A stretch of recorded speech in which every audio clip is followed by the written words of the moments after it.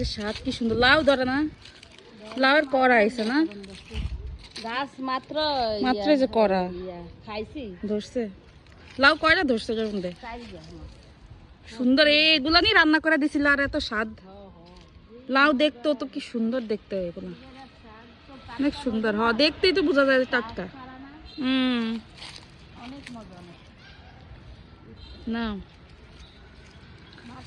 আমার গাছের লাউয়ের শাক আমি ঢাকা যাওয়ার সময় কয়টা নিয়ে যাবো। এই যে আমার গাছের বরবটি, কি সুন্দর বরবটি ধরছে, টাটকা। সব টাটকা জিনিস দেখতেও সুন্দর লাগে। এগুলো কি আম্মু তুমি লাগাইছিল নাকি ওই বেড়ারা?